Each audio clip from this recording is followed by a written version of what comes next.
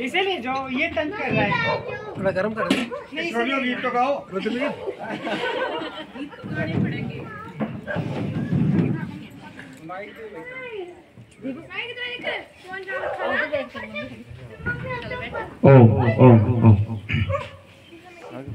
तो आप सभी हमारे विवाह संस्कार के साक्षी बन रहे हैं और 2009 में हमारा विवाह हुआ था।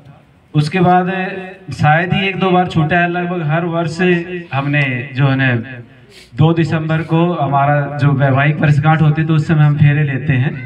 तो मुख्य काम जो यज्ञ का कार्य है वो हो चुका है संपन्न। तो कुछ मुख्य चीजें जो हैं वो अभी आपके सामने होंगी और ईश्वर से यही प्रार्थना करता हूं कि आप सभी इस वीडियो को पूरी जरूर देखेंगे और आप सभी जो बैठे हुए हैं वो सभी ध्यान से सुनेंगे। आपका जो विवाह संस्कार हुआ था वो भी ताजी हो जाएगा और बहुत सारी चीजें आपको नई चीजें देखने को मिलेंगी, सीखने को मिलेंगी। और मेरा और रानी का तो पिछले 15 साल से यही उद्देश्य रहता है कि जो जीवन का आनंद कल था आज उससे कई गुना ज्यादा और कल आज से कई गुना ज्यादा आनंद होगा, खुशी होगी हमारे जीवन में। और उसी को लेकर के हम 15 साल से अपने जीवन को एक साथ जी रहे हैं और आनंद के साथ में जी रहे हैं।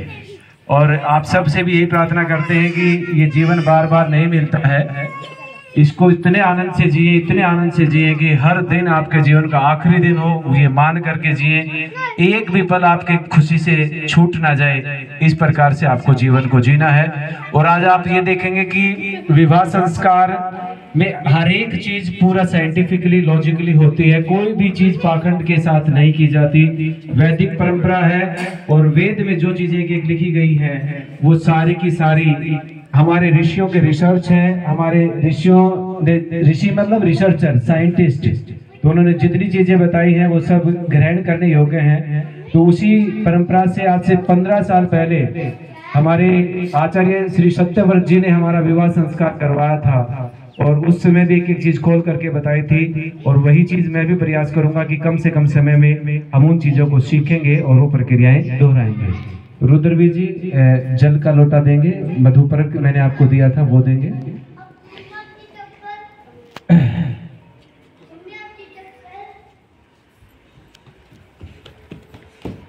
तो इस प्रक्रिया में सबसे पहले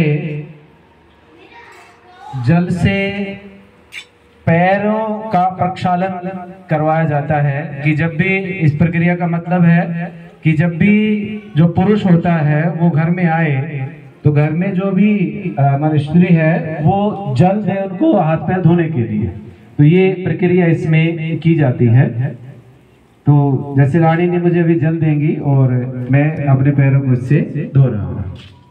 उसके बाद में आचमन करवाया जाता है कि भाई उस प्रक्रिया का मतलब, हर एक प्रक्रिया का मतलब मैं आपको बताऊंगा साथ साथ में कि 3 बार आचमन किया जाता है। और वो जो नए गृहस्थ आश्रम में प्रवेश करते पाणी ग्रहण संस्कार होता है तो उसमें ये प्रक्रिया करवाई जाती है कि भी जब भी आप घर में भोजन बनाएंगे तो उससे पहले आप आचमन करवाएंगे। और आचमन का मतलब कि जो भी भोजन हम आगे करें वो हमारे लिए अमृत के समान बन जाए और जल हमारे लिए अमृत तुल्य हो। ऐसा 3 बार हम आचमन करते हैं। ओम अमृतोपस्तरणमसि स्वाहा। ओम अमृतापिधानमसि स्वाहा। ओम सत्यम यश श्रीर्मे श्रीश्रियतां स्वाहा। इसके बाद हाथ को धुलवाया जाता है और उसके बाद में मधुपर्क की प्रक्रिया होती है। मधुपर्क में 3 चीजें होती हैं, घी, शहद और दूध। ये तीनों प्रकृतियों को शांत करने वाली होती है, सम करने वाली होती है। इसीलिए विवाह संस्कार में मधुपर्क की परंपरा है। इसका मतलब है कि जब भी वो गृहिणी को रोग लगे, बीमारियां लगे दोष लगे। तो इसीलिए तीनों प्रकृतियों को सम अवस्था में रखें, ऐसा भोजन।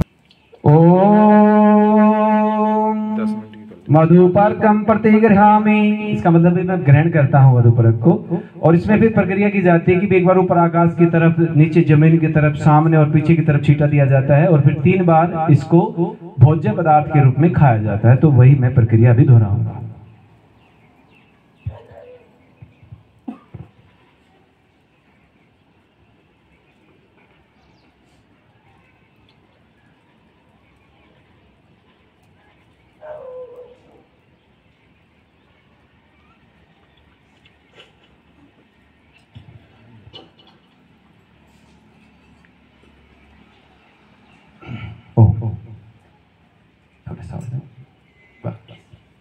इसी परंपरा में 2 प्रक्रियाएं होती हैं, जिसका आपने सुना होगा कन्यादान। तो कई बार मुझे ऐसा सुनने में भी मिला कि भाई एक मेरे पास एक आया था कि भाई हमारी बिटिया के फेरे करो, लेकिन उसकी एक कंडीशन है कि कन्यादान मत करवाना। मगर जी ऐसी कंडीशन क्यों है? बोला वो ये कहते हैं कि भाई मतलब तुम तो अपना पीछा छुड़ा रहे हो मुझे दान करके। तो एक्चुअल में कन्यादान का मतलब ये नहीं होता है कि माता पिता जिन्होंने लड़की को जन्म दिया है, पाल पोस करके इतना बड़ा किया, वो अपना पीछा छुड़ा रहे। इस परंपरा का मतलब ये होता है कि वो जो लड़की के माता पिता, आज से 15 साल पहले अगर मैं बात करूं तो जो मेरे माता पिता बहादुरगढ़ में है, रानी के माता पिता जी, उन्होंने खूब तसल्ली की, जांचा परखा, मुझे चुना अपनी बेटी के लिए 15 साल पहले। तो उनको जब ये तसल्ली हो गई कि भाई जोगिंदर जो है वो हमारी बेटी का अब युवावस्था तक तो हमने पहुंचा दिया, अब युवावस्था में और वृद्ध अवस्था में वो इसका अच्छे से देखभाल कर सकता है, इसका पालन पोषण कर सकता है, तभी मुझे उन्होंने रानी के लिए चुना। तो 15 साल पहले उन्होंने मुझे रानी का हाथ मेरे हाथ में दिया था। इसको बोलते हैं कन्यादान, कि उन्होंने सामने वाले लड़के को खूब जांच परख लिया है। ठीक है, ये इस प्रक्रिया का मतलब होता है। दूसरा एक प्रक्रिया होती है, परंपरा होती है गौदान की। तो उसमें पहले कन्या पक्ष वाले वर पक्ष वालों को गऊ दान में देते थे, लेकिन अभी गऊ अपने घर में भी नहीं है लोगों के पास में, तो अभी वो गऊ दान स्वरूप दक्षिणा दे देते हैं, और वो वर पक्ष की होती है, पंडित जी की नहीं होती है ना। नहीं तो नॉर्मली देखते पंडित जी दक्षिणा लेके अपने पास रख ले, तो वो दक्षिणा जो है वो गऊ दान की, वो वर पक्ष की होती है। तो लड़का जो लेकर के पिता को दे देता है। तो ये 2 परंपराएं हमारी पहले होती हैं उसमें। तो अभी हम विवाह संस्कार में जो फेरों की प्रक्रिया है हम उसको करेंगे। उसके बाद में भाई 4 फेरे क्यों होते हैं, 7 बोले जाते हैं, कुछ चीजें और भी हैं भी। खील की आहुति जो है क्यों दी जाती है यज्ञ कुंड में अग्नि को साक्षी मान करके, तो वो सारी प्रक्रियाएं हम फेरों के बाद में चर्चा करेंगे। अभी हम फेरे लेते हैं, उससे पहले की जो प्रक्रिया है यज्ञ की, वो यज्ञ पूरा दिन से चल ही रहा है, वो हो चुकी है। तो अभी हम फेरों के लिए खड़े होंगे। तो गठजोड़े के रूप में हम अपने कटी वस्त्र को यूज कर लेते हैं। तो अभी मुकेश जी तो आए नहीं है, वो बड़े याद आते हैं हमें हर साल ना, एक आध बार तो शामिल हुए हैं। तो मुकेश जी की जगह उमेश जी आ जाएंगे रानी के भाई के रूप में, वो खील देने के लिए पीछे से। तो आर्यवीर जी, और ये भी कमाल की बात है कि एक माता पिता के विवाह संस्कार फेरे जो है ना वो बच्चे करवाएंगे, आर्यवीर जी करवाएगा। तो आगे आर्यवीर जी।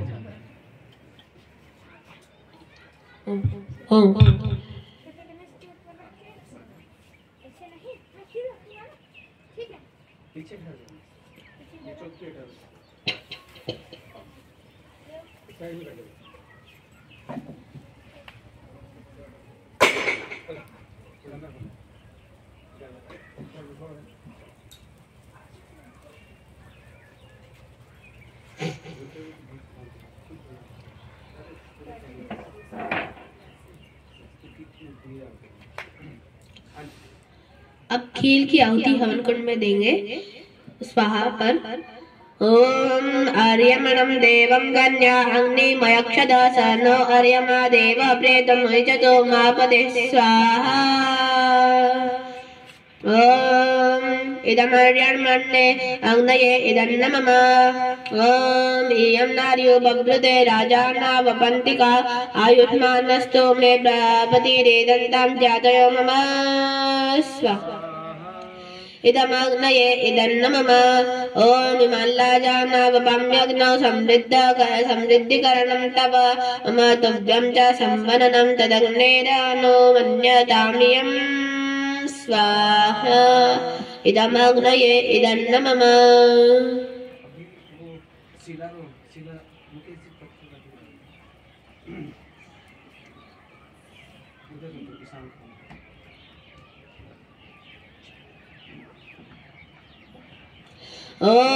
तुभ्यमग्रे पर्यवहन् सूर्यं वहतुना सह पुनः पतिभ्यो जायां दाग्ने प्रजया सह ॐ कन्यला पितृभ्यः पतिलोकं यदीयमपदीक्षामयश्च कन्या उदत्वया वयं धारा उदन्या इवाति गाहे मषीद्विषः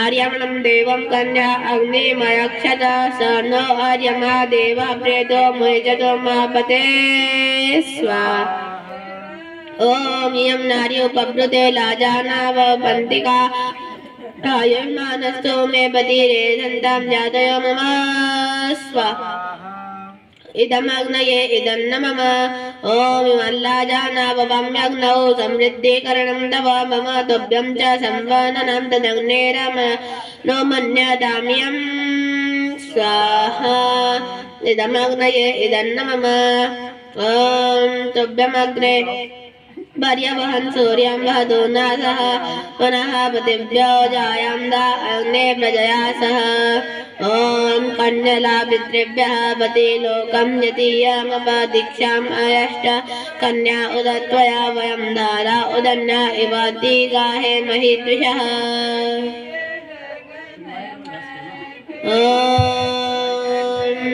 आर्यमणं देवं कन्या अग्निमयक्षत स नो आर्यमा देवः प्रेतो मुयजतो मापदे स्वाहा इदमर्यम्ने अग्नये इदन्न मम ॐ इयं नारी उपभृते लाजानावपन्तिका आयुर्मानस्तु मे पतिरेन्धन्ता जातयो मम स्वाहा इदमग्नये इदन्न मम ॐ मल्लाजानावपाम्यग्नौ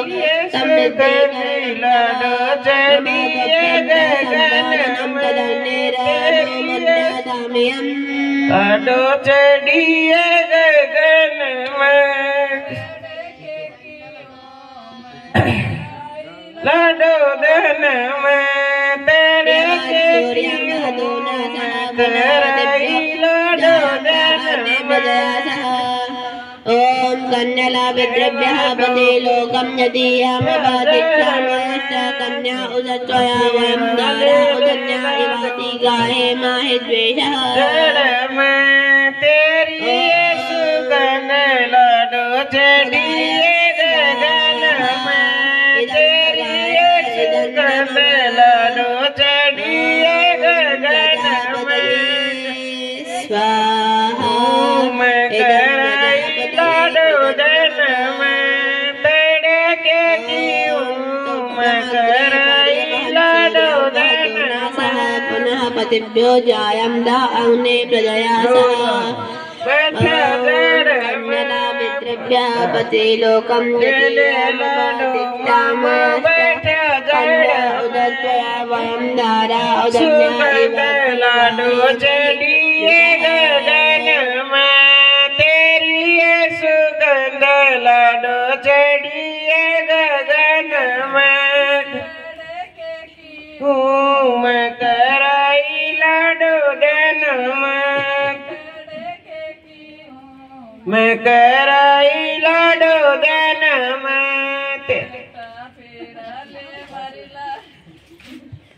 ओम ओम। तो अभी कहते हैं कि भाई मतलब हमारा तो 5वां फेर हो चुका था, लेकिन वो प्रक्रिया बतानी जरूरी है कि 4 फेरे हो जाते हैं, खील की आहुति भी हो जाती है, लेकिन फिर भी जो कन्या होती है, लड़की होती है, उसको वधू की संज्ञा नहीं होती है, वो कन्या की ही रहती है। और बीच में वो उस समय पहले नहीं बता पाया था मैं, जो शिला पर पैर रख करके रानी ने मतलब हमने फेरे लिए हैं, तो रानी उस पर दाएं पैर का अंगूठा रख के चलती है। इस परंपरा का क्या मतलब होता है कि भाई जो है वो बहन से पत्थर के ऊपर पैर रखवाता है और उससे संकल्प ये दिलवाता है कि भी आपको पिता के घर में हमेशा सुख सुविधाएं मिली हैं, लेकिन हो सकता है कि भाई पति के घर में वो सुख सुविधाएं ना मिले, क्योंकि बहुत सारी चीजें बदल जाती हैं।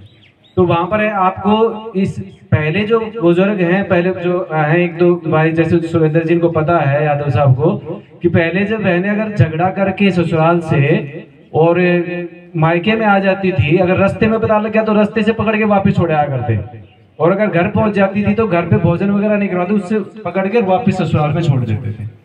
तो इस परंपरा का मतलब ही ये होता है कि भाई अगर छोटी मोटी कोई बात आपकी ससुराल में हो जाती है, कोई छोटी मोटी कलेश हो गया, झगड़ा हो गया किसी बात को लेकर के, तो इसका मतलब ये नहीं कि आप अपना बैग पैक करोगे मायके में आ जाओगे।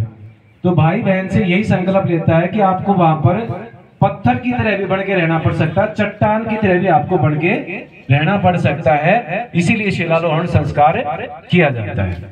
उसके बाद में अब कन्या को वधू की संज्ञा क्यों नहीं मिलती? भी फेरे लेने के बाद भी हवन भी हो गया, अब हवन में खील की आहुति डाली अग्नि देवता को प्रसन्न करने के लिए, लेकिन अब यहाँ पे प्रश्न ये भी उठता है कि खील की आहुति क्यों दी जाती है? तो 15 साल पहले जब हमारा विवाह संस्कार हुआ था तो हमारे आचार्य जी ने ये बात हमें बताई कि इस दुनिया में केवल और केवल एक ही पौधा ऐसा है जो 2 जगह फलता है। एक जगह उसकी प्योत तैयार की जाती है, दूसरी जगह जाकर के वो फलता है और वहां पर खूब सारा अन्न धन से उस घर को भरता है, और वो है पौधा धान का, चावल। तो चावल के पौधे की एक जगह प्योत तैयार की जाती है, फिर वो दूसरी जगह उगाया जाता है। तो ठीक ऐसे ही जो बेटियां होती हैं वो पिता के घर में पैदा होती हैं और पति के घर में जाकर के फलती फूलती हैं, और वही हुआ है। 15 साल पहले रानी पिता के घर में थी, उसके बाद मेरे साथ विवाह संस्कार होने के बाद में आई, और आज इस घर को इतना फला फुला दिया कि मतलब मैं कह नहीं सकता। मैं तो माँ बैठी है, रोजाना शाम को मैं माँ को एक बात जरूर बोलता हूँ कि मगा माँ तेरा धन्यवाद धन्यवाद धन्यवाद। पहली बार जब बोला था तो माँ ने पूछा भाई क्यों? मगा इतनी बढ़िया बहुत छाट के लाई, उसके लिए धन्यवाद। तो इसीलिए अब 15 साल से हमारा घर फल फूल रहा है, तो ऐसे संतान को जन्म दिया है। तो लेकिन फिर भी कहते हैं कि भाई इतना हवन भी होगा, सब कुछ होगा, तो कन्या को वधू की संज्ञा क्यों नहीं दी जा रही? उसके पीछे कारण बताया कि भाई जो लड़की होती है वो 7 वचन मांगती है वर्ष से, और वो 15 साल पहले रानी ने मुझसे मांगे थे और मैं उनको बखूबी निभा रहा हूं। और उसमें सबसे पहला रानी ने मुझे क्या कहा था, वही आपकी पत्नियों ने भी आपसे कहा था, तो आप भी दोबारा से याद करें और उसको निभाने का प्रयास करें अगर भूल गए हो। तो सबसे पहला रानी कहती है कि भी मैं आपसे चाहती हूं कि भी अगर आप जब भी घर में यज्ञ आदि पवित्र कार्य करें तो माता पिता की सहमति के साथ मेरी भी सहमति ले, तो वो मेरे वामंग आने के लिए तैयार है। ये 15 साल पहले बोला था रानी ने, अब आ गई है। तो मैंने स्वीकार किया कि भाई मैं स्वीकार करता हूं कि भाई मैं हमेशा ऐसा ही करूंगा। दूसरा रानी ने मुझसे वचन लिया था कि घर में जब भी आप पशु आदि की खरीदेंगे या बेचेंगे तो उसमें पहले माता पिता की और फिर मेरी भी सहमति ले, तो मैं आपके वामंग आने के लिए तैयार हूँ। दूसरा रानी ने मुझसे कहा था कि पशुओं को छोड़ करके भी जमीन जायदाद या कुछ भी खरीदे या बेचेंगे तो परिवार की माता पिता की सहमति के साथ मेरी भी सहमति ले, तो मैं आपके वामंग आने के लिए तैयार हूँ। चौथा, उसके बाद रानी ने मुझसे कहा था कि भाई मेरे माता पिता ने मुझे पैदा किया और मुझे पाल पोष करके युवा अवस्था तक पहुंचा दिया। अब युवा और वृद्ध अवस्था में यदि आप मेरा पालन पोषण करने के लिए तैयार हो तो मैं आपके वामंग आने के लिए तैयार हूँ। उसके बाद रानी ने मुझसे कहा था, मुझसे वचन मांगा था कि भाई अपने भारतवर्ष में 6 ऋतुएं हैं, भाई जब तक हम भारतवर्ष में तो भारत की ऋतु अनुसार, अगर विदेश जाएंगे तो विदेश की ऋतु अनुसार। यदि आप मेरा पालन पोषण करने के लिए तैयार हो तो मैं आपके वामंग आने के लिए तैयार हूँ। इसके बाद रानी ने मुझसे कहा था कि जब भी मैं आपके दोस्तों के बीच में बैठी हुई हूँ, जब भी मैं अपनी सहेलियों के बीच में बैठी हुई हूँ, जब भी मैं आपके परिवारजनों के बीच में बैठी हुई हूँ, जब भी मैं अपने परिवारजनों के बीच में बैठी हुई हूँ, तो ऐसे समय पर आप कठोर वचन बोल करके मुझे अपमानित ना करें तो मैं आपके वामंग आने के लिए तैयार हूँ। और अंतिम जो है ना वचन मुझसे रानी ने लिया था कि भाई आप अपना पति धर्म निभाते हुए मेरे सिवाय किसी भी स्त्री की तरफ बुरी नजर से ना देखें तो मैं आपके वामंग आने के लिए तैयार हूं। तो मैंने सहर्ष आज से 15 साल पहले ये सारे के सारे वचन निभाने का वादा किया था रानी को, अग्नि को साक्षी मान करके, और मैं 15 साल से निभा रहा हूँ मैं निभा रहा हूँ। तो मैं 15 साल से वचन निभा रहा हूँ और इसी कारण हमारा घर इतना आनंदित है, हंसी खुशी से हम लोग जीते हैं। लेकिन इसके बावजूद भी वो वामंग नहीं आती है। उसके बाद जो लड़का होता है वो कहता है कि भाई आपके साथ वचन मानने के लिए तो मैं तैयार हूँ, लेकिन मेरे साथ तो नहीं है, मेरी 4 छोटी छोटी शर्तें हैं, 4 छोटी छोटी बातें हैं। अगर आप उनको मानने के लिए तैयार हो तो मैं आपको अपने वामंग लेने के लिए तैयार हूँ। अब 15 साल पहले मैंने वो 4 बातें रानी को कही थी और 15 साल से रानी उनको निभा रही है। अब वो क्या 4 बातें थी, तो मैंने सबसे पहले ये कहा था कि भाई आप कभी भी ऐसे स्थान पर जो एकांत स्थान हो, जैसे जंगल आदि हैं, वहां पर अकेले नहीं जाएंगे। दूसरा मैंने कहा था कि जहां पर नशीले पदार्थ खरीदे या बेचे जाते हैं वहां पर आप नहीं जाएंगे। तीसरा मैंने कहा था कि भाई आप पिता के घर में जब भी जाएंगे, मैंने हमारा बहादुरगढ़ वाला जो घर है वहां पर जब भी जाएंगे तो मैं आपको नहीं रोकूंगा, लेकिन मुझसे पूछे बिना नहीं जाएंगी, कभी भी मेरी आज्ञा के बिना नहीं जाएंगे। और चौथा मैंने कहा था कि जिस प्रकार मैं अपना धर्म निभाते हुए आपके सिवाय किसी भी स्त्री को बुरी नजर से नहीं देखूंगा, उसी प्रकार यदि आप भी अपना धर्म निभाते हुए मेरे सिवाय अपने चरित्र पर दाग ना लगने दें, अपने परिवार की इज्जत के लिए, मेरे परिवार की इज्जत के लिए यदि आप अपने चरित्र पर दाग ना लगने दें तो मैं आपको अपने वामंग लेने के लिए तैयार हूँ। तो 15 साल पहले मैंने ये 4 वचन रानी से लिए थे। रानी ने वो वचन दिए मुझे अग्नि को साक्षी मान करके, और वो 15 साल से इन वचनों को निभा रही है। और ईश्वर की विशेष कृपा से बड़ा ही आनंद में हमारा गृहस्थ जीवन है। मैं तो मानता हूँ कि परमपिता परमात्मा सभी को ऐसा सद गृहस्थी बनाए और इतने आनंद से जी। तो ये 7 वचन और 4 वचन भरने के बाद में फिर वो पाटड़ा फेर होता है, वामंग आती है लड़की, वो होता है। उसके बाद में एक प्रक्रिया होती है मांग भरने की और जो है मंगलसूत्र की, तो वो प्रक्रिया भी हम दोहराएंगे। रुद्र भी लेके हम क्या रखा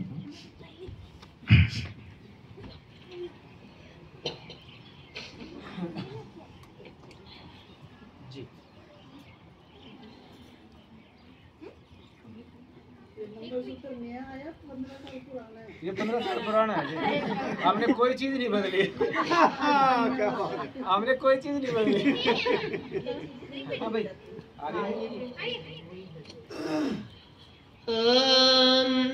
सुमंगलीरियं वधूरिमां समेत पश्यता सौभाग्यमस्मै दत्त्वा यथास्तां विपरेतना।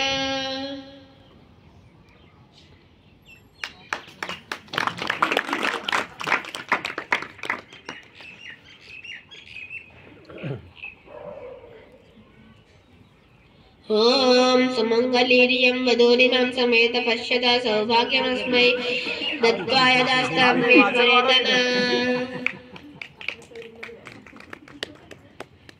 इसको तो शुभ बताते हैं। रिन्यूअल हो गई, शुभ होता है, नाक पे गिरता है, रिन्यूअल हो गया ना अब तो। आज जब सिंदूर जो है नाक पे गिरता है तो बहुत शुभ होता है। 15 साल से होता ही आ रहा है।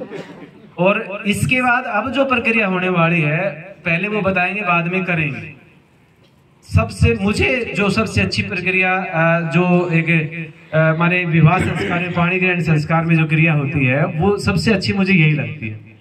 इसमें दोनों एक दूसरे का हृदय स्पर्श करते हैं बारी बारी, और हृदय स्पर्श करके वेद में मंत्र आया है ये पूर्ण रूप से, उसमें ये प्रार्थना की जाती है। जैसे हम दोनों की मैं अगर बात करूं तो आज से 15 साल पहले भी की थी, और हमारे तो हर रोज ही होती है। यदि बहादुरगढ़ का 1 गिलास पानी और 1 गिलास खरावड़ का पानी दोनों को मिला दिया जाए तो इस दुनिया की कोई ताकत नहीं है, कोई साइंटिस्ट ऐसा नहीं है जो उस पानी को अलग अलग कर दे कि ये बहादुरगढ़ का, ये खरावड़ का है।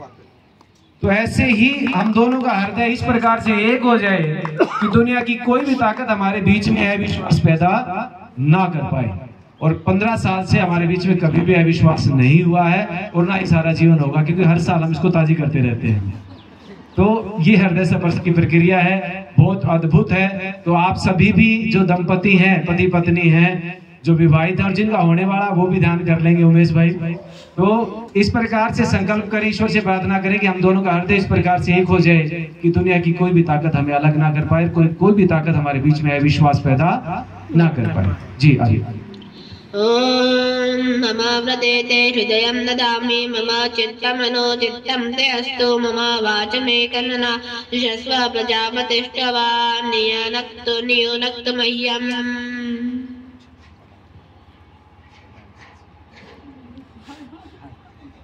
ओम मम प्रदेते हृदयं ददामि मम चित्तं अनुचित्तं ते अस्तु मम वाचमेकमनाजुषस्व प्रजापतिष्ट्वा नियनक्तो मह्यम्।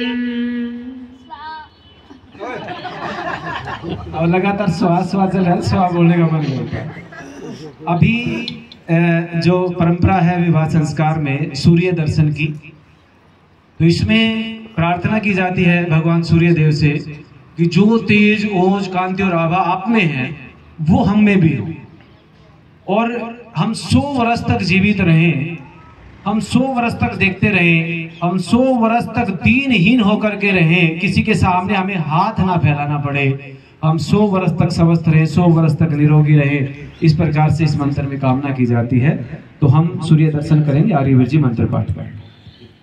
ओम तच्चक्षुर्देवहितं पुरस्तात् शुक्रमुच्चरत् पश्येम शरदः शतं जीवेम शरदः शतं शृणुयाम शरदः शतं प्रब्रवाम शरदः शतमदीनाः स्याम शरदः शतं भूयश्च शरदः शतात्।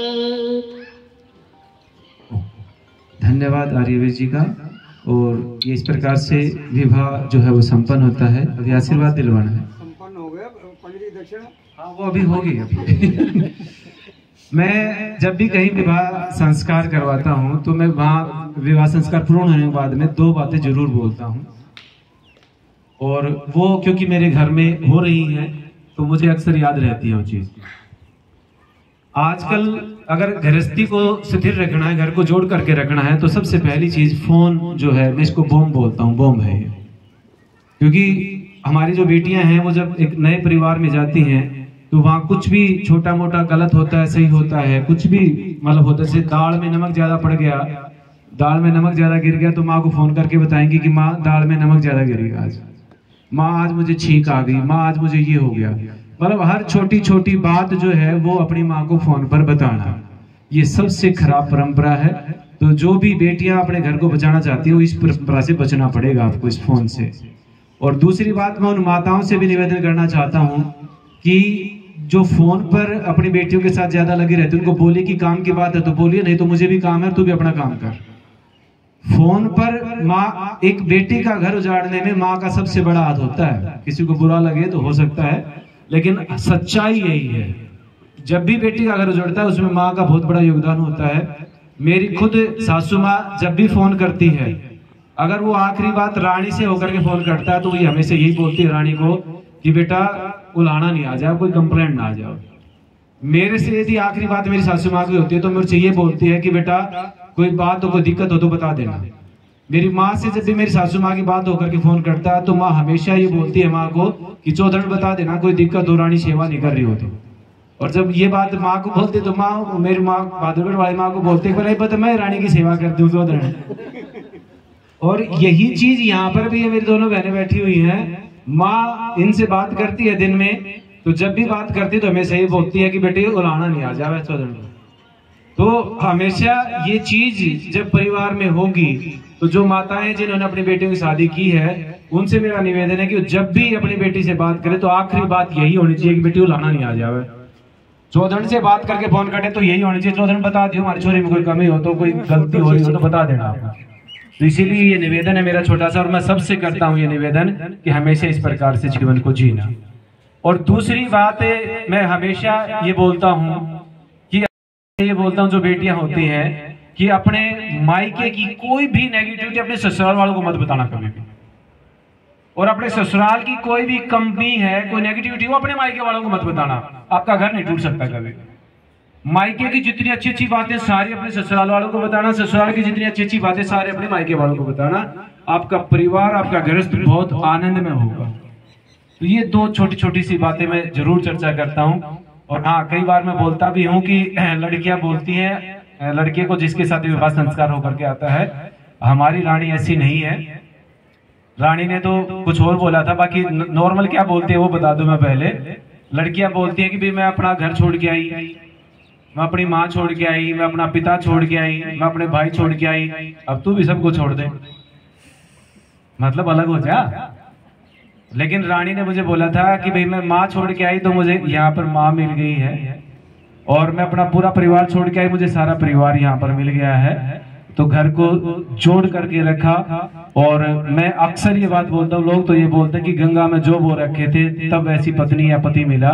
मैं ये बोलता हूँ कि गंगा में देवदार बो रखे थे जब रानी मिली। ये सच्चाई है, मुझे आप सभी जानते हो, रानी को भी अब तो ये जितने यहाँ बैठे हो तो सभी जानते हैं। तो मेरे से 21 है रानी, मतलब सेवा के कार्य में या कोई भी कार्य, कभी भी मैंने कोई संकल्प लिया तो रानी मेरे से हमेशा एक कदम आगे रही है। तो हकीकत में मैंने गंगा में देवदार वो रखे थे जब रानी मिली थी। तो इसीलिए हम हमारा परिवार हमेशा ऐसे ही हंसता रहे, खिलखिलाता रहे, आनंद में रहे। तो ये मैं आपसे बस परमात्मा से ही प्रार्थना करता हूँ। एक आखिरी बात बोल करके हम लोग शांति पाठ करेंगे। कई पूछते हैं सात्विक भाई आप हर साल फेरे क्यों लेते हो? तो मैं कहा भाई अब इसके पीछे एक बात बता देता हूँ। मगर ज्यादा तो पूछ के करोगे क्या? बोला जी एक बता दो। मगर जब ये बोला जाता है ना कि भी लड़के को बुलाओ, ओहो उसका आनंद ही कुछ और होता है। मतलब आज भी, और ये हमेशा जब 100 वर्ष तक जीवित रहेंगे वेद परंपरा अनुसार, तो 100 वर्ष तक हर साल फेरे लेने हैं। तो जब 100 साल के हो जाएंगे तब भी ये बोला जाएगा भी लड़के को बुलाओ। तो ऐसे ही रानी भी ऐसे ही खुश रहती है, बोला जाएगा लड़की को बुलाओ। भाई दो बच्चों की माँ हो, फिर ये बोला जाए लड़की को बुलाओ, तो उसका आनंद ही कुछ और होता है।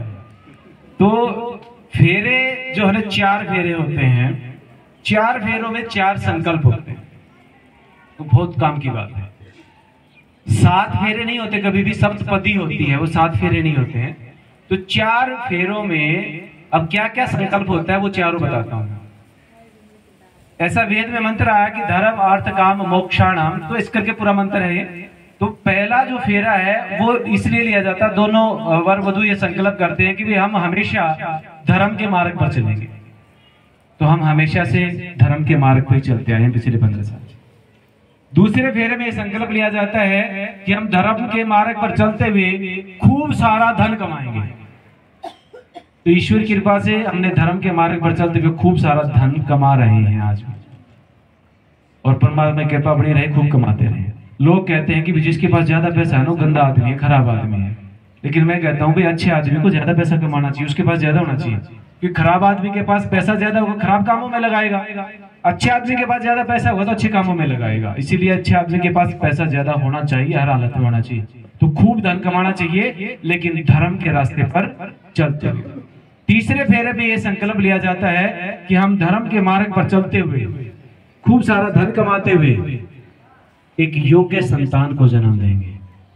और वो मेरे विचार से मैंने और रानी ने तो प्रयास किया है, वेद अनुसार जो गर्भधारण संस्कार है उसके अनुसार गर्भाधारण संस्कार किया, फिर पुंसवन संस्कार, फिर सीमंत, मतलब जितने संस्कार हमारे ऋषियों ने लिखे हमने पूरे के पूरे किए। 3 संस्कार बच्चे के गर्भ में ही हो जाते हैं, वो दोनों बच्चों के किए। इवन ये दोनों बच्चे कोई इंसिडेंटली पैदा हुए नहीं है, वासना के कीड़े नहीं है, हमने गर्भ धारण किया, उसकी भी 1-1 सेकंड हमें पता है। तो इसीलिए ऋषि लिखते हैं कि गर्भ धारण संस्कार पूरी परंपरा के अनुसार होना चाहिए।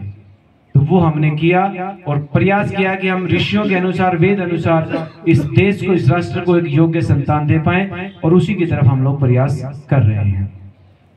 चौथे फेरे में ये संकल्प लिया जाता है कि हम धर्म के मार्ग पर चलते हुए खूब सारा धन कमाते हुए राष्ट्र के लिए योग्य संतान को जन्म दे करके मोक्ष की प्राप्ति करेंगे। अब मोक्ष की परिभाषाएं 2 हैं। पहली अध्यात्म के अनुसार, तो अध्यात्म के अनुसार मोक्ष का मतलब है कि अगली बार किसी भी गर्भ में नहीं आना है, वो मोक्ष है, वो मुक्ति है। और भौतिक परिभाषा में अगर आप जानेंगे तो मोक्ष का मतलब है हमेशा हंसते रहें, आनंद में रहें, खिलखिलाते रहें, चाहे मर्जी जैसी परिस्थिति हो, वो मोक्ष है। अगर आप चिड़चिड़े रहेंगे, दुखी रहेंगे, तो वो मोक्ष नहीं है, वो आप बंधन में बंधे हुए हैं।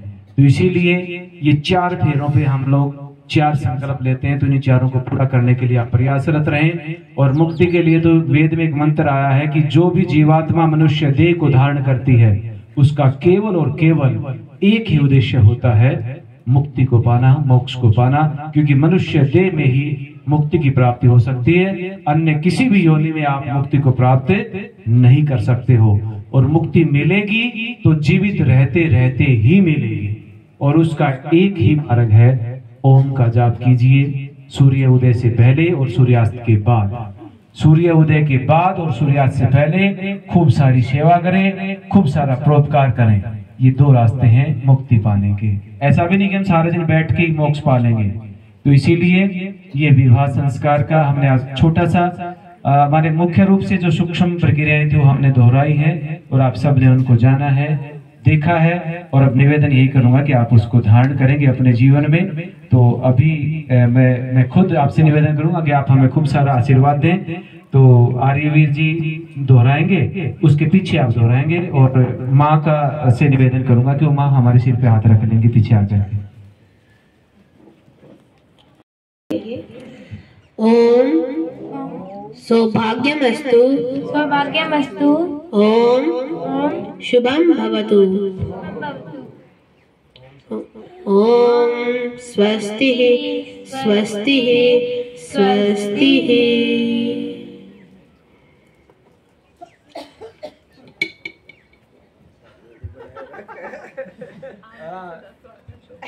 ये आशीर्वाद मैं भी रानी को देता हूँ। जब रानी मेरे पैर छूती है तो मैं उसको यही बोलता हूँ सदा सुहागन रहो। तो बोलती है आशीर्वाद भी आप खुद ही ले लिया। तो आप सबका बहुत बहुत आभार। आप सब हमारे विवाह संस्कार में सम्मिलित हुए। अभी खूब सारा प्रसाद ग्रहण करेंगे आप सभी। आप सबका बहुत बहुत आभार। धन्यवाद धन्यवाद धन्यवाद। चलो एक्शन।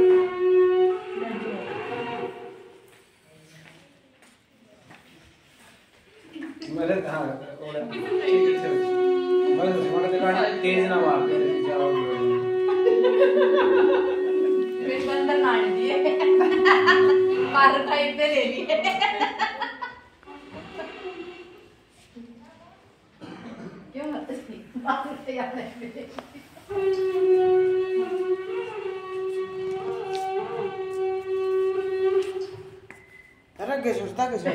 भाई गणेश ने बढ़िया फोटो खींचागा।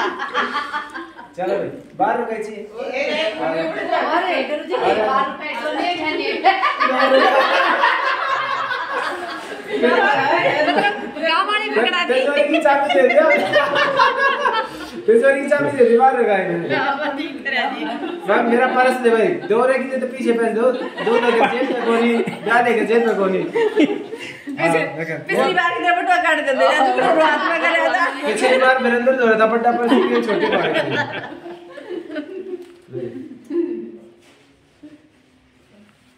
चलो धन्यवाद।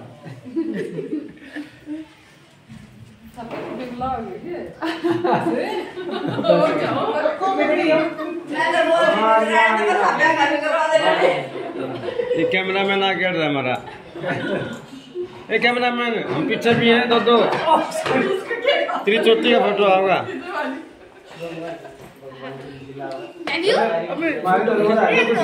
फोटो भी नहीं खींचना।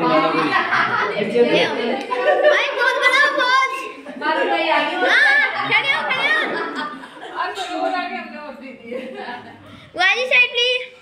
क्यों?